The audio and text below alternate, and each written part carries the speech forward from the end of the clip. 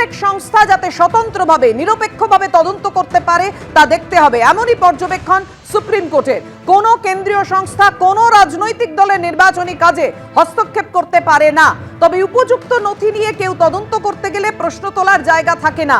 কোন কেন্দ্রীয় সংস্থা যদি সঠিকভাবে কাজ করে তাহলে সেই তদন্তকে রাজনৈতিক বলা যায় না, এমনই পর্যবেক্ষণ সুপ্রিম কোর্টের। আজকে আইপ্যাক মামলায় যে গুরুত্বপূর্ণ শুনানি ছিল সর্বোচ্চ আদালতে, গতকাল হাইকোর্টের পর আজকে সুপ্রিম কোর্টে শুনানি, সেই শুনানিতে গুরুত্বপূর্ণ পর্যবেক্ষণ সুপ্রিম কোর্টের মাননীয় বিচারপতিদের। সেই পর্যবেক্ষণে একের পর এক রাখছি আপনাদের সামনে। আইপ্যাক কাণ্ডে সুপ্রিম কোর্টের ধাক্কা তৃণমূল কংগ্রেস ও পশ্চিমবঙ্গ সরকারের, অর্থাৎ রাজ্য সরকারের ধাক্কা আইপ্যাক কাণ্ডে সুপ্রিম কোর্টে। আইপ্যাক কাণ্ডে পুলিশের দায়ের করা এফআইআর গুলির ওপর স্থগিতাদেশ জারি করলো সুপ্রিম কোর্ট।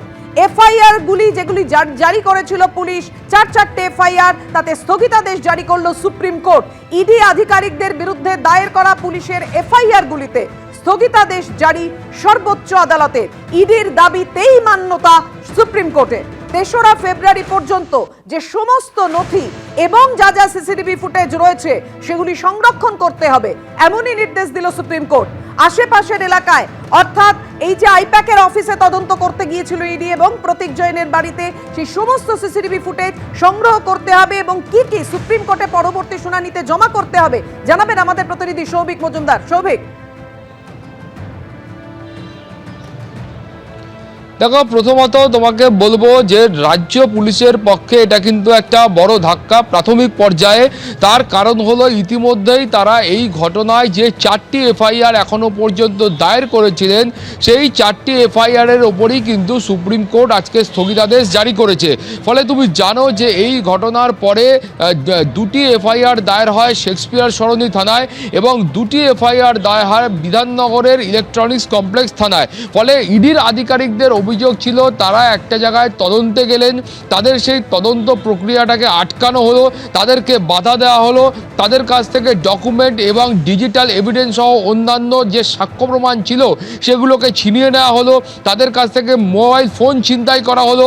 কিন্তু দেখা গেল যে এ রাজ্যের পুলিশ তাদের বিরুদ্ধেই এফআইআর দায়ের করলেন এবং শুধুমাত্র একটি এফআইআর নয়, 4টি এফআইআর দায়ের করলেন। ফলে সেখানে গিয়ে ইডির আধিকারিকদের বক্তব্য ছিল যে এই ধরনের যে পদক্ষেপ রাজ্য পুলিশের তরফ থেকে করা হয়েছে সেটা একেবারে নিয়ম বহির্ভূত একটা বিষয় এবং এই ধরনের এফআইআর তারা কোনো কেন্দ্রীয় সংস্থার বিরুদ্ধে তারা করতে পারেন না যখন সেই কেন্দ্রীয় সংস্থা তারা একেবারে উপযুক্ত তথ্য প্রমাণ নিয়ে এবং উপযুক্ত অনুমতি নিয়ে তারা যখন এই তল্লাশি অভিযানে নেমেছেন এবং তারা যখন সুপ্রিম কোর্টের নির্দেশে এই অভিযান চালাচ্ছেন বা এই গোটা কয়লা পাচার কাণ্ডের ইনভেস্টিগেশন তারা করছেন, সেই সময় কেন কি বলছেন will interfere with the political party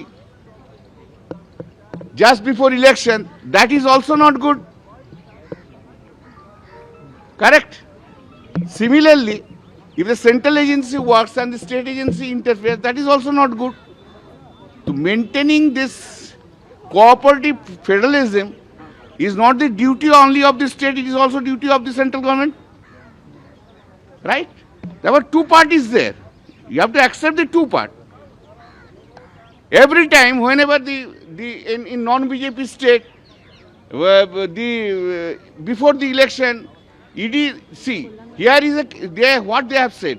They have said court scam case, correct. We don't have anything to say. 2,700, we have nothing to. They have given the list of dates. Last evidence which has been taken by them in this statement is 21st February 2024. Thereafter he was sleeping altogether. Now when the election is forthcoming, then he was jumping upon, ED is jumping upon. That is also the question now. And it has also been said that if it is a property of the any political party, then it should not be touched or other expression, whatever it may be.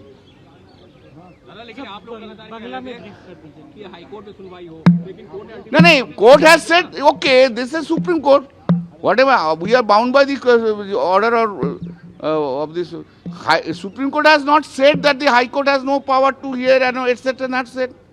Supreme Court has said larger issues are there, we will hear. Let them hear, I wouldn't mind. आपको Hindi English हो गया ना ना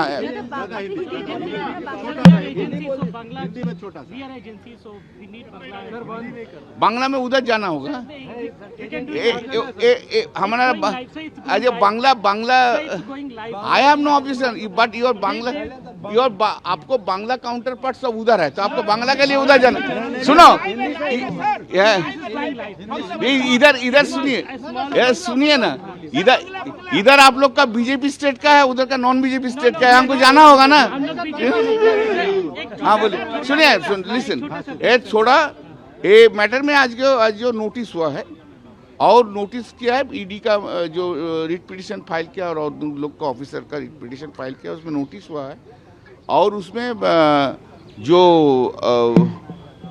2 weeks का अंदर affidavit देने के लिए बोला है 3 फरवरी matter will come for hearing इसका हियरिंग में आएंगे और स्टे किया है वो जो क्रिमिनल केस जो इनिशिएट किया है वेस्ट बंगाल कलकत्ता पुलिस ने उसको स्टे किया है सर वन क्वेश्चन हम बोलेंगे नहीं आप तो आप क्वेश्चन पूछिए हम चलते हैं नहीं सर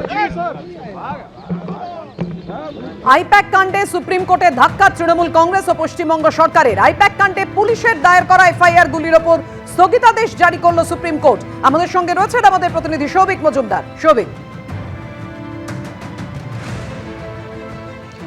দেখো সুপ্রিম কোর্টের মাননীয় বিচারপতিরা তাদের যে পর্যবেক্ষণ সেই পর্যবেক্ষণে তারা এটাও বলেছেন যে এই যে গোটা বিষয়টা অর্থাৎ যে কেন্দ্রীয় সংস্থাগুলো রয়েছে বা অন্যান্য জায়গায় যে সংস্থাগুলো রয়েছে সেই প্রত্যেকটা তদন্তকারী সংস্থাকে তাদের মতো করে স্বাধীনভাবে এবং স্বতন্ত্রভাবে তাদের কাজ করার অধিকার দিতে হবে এবং সেক্ষেত্রে যদি দেখা যায় যে কোথাও কোনো ধরনের অভিযোগ উঠছে বা কোথাও কোনো একজন ব্যক্তির বিরুদ্ধে দলের বিরুদ্ধে বা একাধিক ব্যক্তির বিরুদ্ধে অভিযোগ উঠছে সেই অভিযুক্ত তোমাকে তুমি আমাদের সঙ্গে থাকো।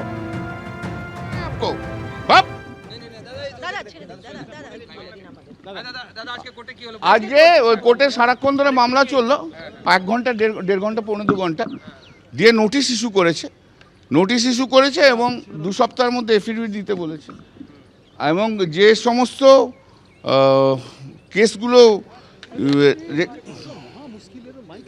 যে সমস্ত কেসগুলো ইনিশিয়েট করেছে ক্যালকাটা পুলিশ আর বিধাননগর পুলিশ সেগুলো স্টে করেছে আর যা টিসিটিভি যেগুলো সিজ করেছে সেগুলো প্রিজার্ভ রাখতে বলেছে আমরা তো বলেছিলাম অল্টারনেটিভ রেমেডি তা বলেছে যে এখানে যে আর্টিকেল এখানে যেহেতু একটা লার্জার কোশ্চেন অ্যারাইজ করছে যেহেতু সেন্ট্রাল এজেন্সি যখন কাজ করছে state agencies in different states are interfering in different states এটা যেমন একটা কোশ্চেন আছে আরেকটা কোশ্চেন আছে যে যখনই নির্বাচন আসছে তখনই এই সেন্ট্রাল এজেন্সি হঠাৎ করে স্পিড আপ নিচ্ছে তারা ইন্টারেস্টিং স্টেপ নিচ্ছে যেখানে বিরোধী রয়েছে that is also matter that is also required to be heard this are the 2 points have to be heard very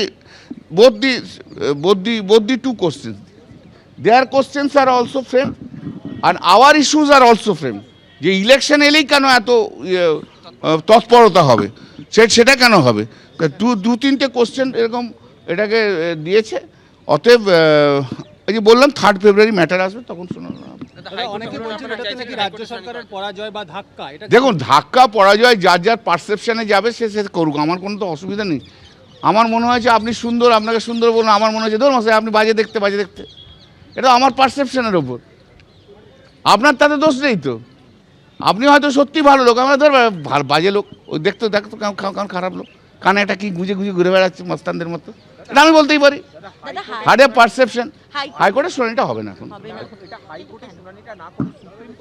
বলছে যে লার্জার কোশ্চেন ডিসাইড করুক না আমাদের কোনো অসুবিধা তো নেই সুপ্রিম কোর্ট ডিসাইড করুক না আমাদের কোনো অসুবিধা নেই আমরা তো আর হাইকোর্টে যাইনি ওরাই হাইকোর্টে গেছে ওরাই বলছে আবার সুপ্রিম কোর্টে যাবো ওরা নিজেরাই ঠিক করতে পারছে না কোন জায়গায় ওরা বেশি কমফোর্টেবল হবে তাহলে ওরা ডিসাইড করুক